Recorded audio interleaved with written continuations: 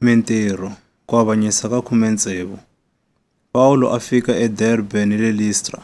Kona a ku ri ni mudyondzisiwa loyi a vaka i Timotiya.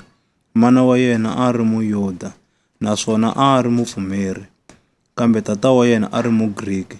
Timotiya a khenseka eka vamakwavo va le Listra ni va le Ikoniya.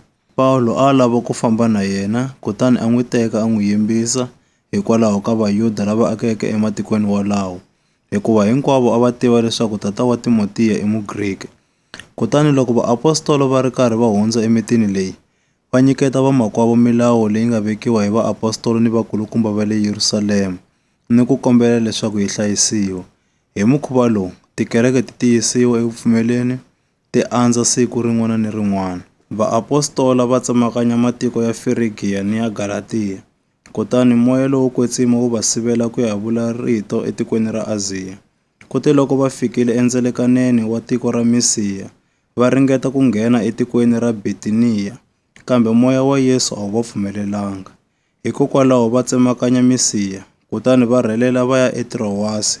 Xivono xi humelela eka Paulo nivusiku. Wanuna wa Makedoniya a yima emahlweni ka yena a n'wi khongela a ku, pelela eMakedoniya u ta hi pfuna. Loko Paulo a vonile xivono lexi, hi hatla hi tilunghisela ku ya eMakedoniya hi ku twisisa leswaku i Xikwembu lexi hi vitaneke ku ya twarisa evhangeli eka vanhu va kona. Kute loko hi sukile eTrowasi hi nga lava, hi tsemakanya lwandle ku ya fika exihlaleni xa Samotraka, kutani hi siku leri tlhandlamaka hi ya eNeyapoli. Loko hi suka kona, hi kongoma Filipiya, wu nga muti wa xitikwana xo sungula xa Makedoniya ni ndhawu ya Varhoma. Kutani hi tshama masiku ma nga ri mangani emutini wolowo. Hi siku ra Sabata hi huma emutini hi ya enambyeni, laha hi anakanyeke leswaku ku nga va ni ndhawu yo khongela eka yona.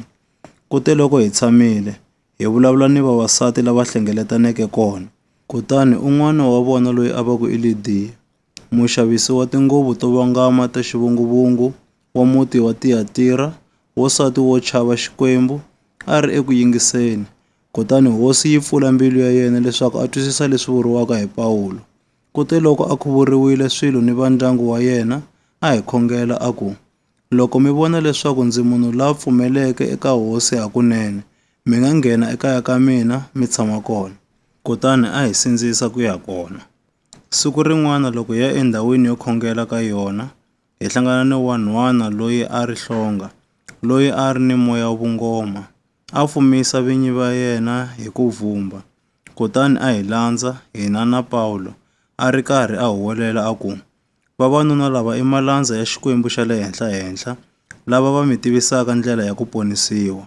A hamba a endlisa sweswo hi masiku layo tala ku kondza Paulo a karhateka swinene. Kutani a hundzuluka a ku ka moya, hi vito ra Yesu Kreste ndza ku lerisa ndzi ri, huma eka wanhwana loyi. Kutani hi nomu lowu moya wu huma.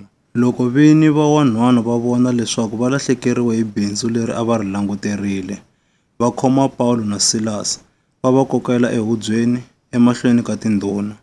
Va va yisa eka letikulu ta kona va ku, vanhu lava i Vayuda, kutani va pfilunganya muti wa ka hina.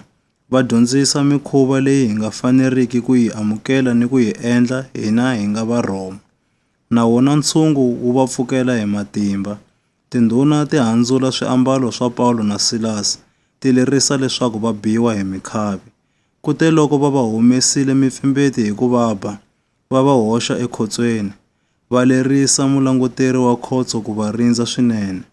Loko yena a kumile xileriso xexo, a va nghenisa ekhotsweni ra le xikarhi, kutani a manya milenge ya vona hi mitsandza. Exikarhi ka vusiku, Paulo na Silasi a va khongela, va dzunisa Xikwembu hi ku yimbelela tinsimu, kutani vabohiwa lavan'wana va va yingisa. Kambe hi nomu lowu, ku tsekatseka lokukulu ka misava ku va kona, kutani masungulo ma khotso ma tsekatsekisiwa, kan'wekan'we tinyangwa hinkwato ti pfuleka, kutani tiketani ta vabohiwa hinkwavo ti tshunxeka. Mulanguteri wa khotso a pfuka evurhongweni. Ka ku loko a vona tinyangwa ta khotso ti pfulekile, a hlomula fumo ra yena a lava ku ti dlaya, hikuva a anakanya leswaku vabohiwa va balekile. Kambe Paulo a huwelela hi rito ro tlakuka a ku, u nga tshuki u tivavisa, hikuva ha ha ri kona hinkwerhu. Mulanguteri a kombela timboni, a nghena hi ku tsutsuma a ti wisela emilengeni ya Pawulo na Silasi, a ri karhi a rhurhumela hi ku chava. Kutani loko a va humeserile ehandle a ku, "Tihosi, xana ndzi fanele ku endla yini leswaku ndzi ponisiwa?" Vona va ku, "Pfumela eka Hosi Yesu, kutani u ta ponisiwa, wena ni va ndyangu wa wena." Kutani va n'wi byela rito ra Hosi, a ri ni va le kaya ka yena hinkwavo. Kutani enkarhini wolowo wa vusiku, mulanguteri a va teka a hlantswa mipfimbeti ya vona, kutani kan'wekan'we a khuvuriwa, yena ni vanhu va yena hinkwavo. Endzhaku ka sweswo, a yisa Pawulo na Silasi ekaya ka yena, a va phamela swakudya, kutani a tsaka swin'we ni va ndyangu wa yena hinkwavo hi leswi a pfumerile ka Xikwembu. Loko rixa, tindhuna ti rhuma maphorisa ku ya lerisa leswaku vanhu lava va tshunxiwa. Mulanguteri wa khotso a tivisa Pawulo mhaka leyi a ku, "Tindhuna ti rhumile rito leswaku mi tshunxiwa, kutani sweswi humani mi famba hi kurhula." Kambe Pawulo a ku ka maphorisa, "Va hi bile erivaleni hi nga si avanyisiwa, hina hi nga Varhoma, kutani va hi hoxa ekhotsweni. Xana sweswi va nga hi tshunxa exihundleni xana? Ni kutsongo, a va te vona vini va ta hi humesela ehandle." Maphorisa ma yisa marito walawo eka tindhuna. Loko tona ti twa leswaku Pawulo na Silasi i Varhoma, ti chava. Kava loko ti ta, ti kombela ku rivaleriwa, ti va humesela ehandle, ti kombela leswaku va huma emutini va famba. Kute loko va humile ekhotsweni, va ya ekaya ka Lidiya.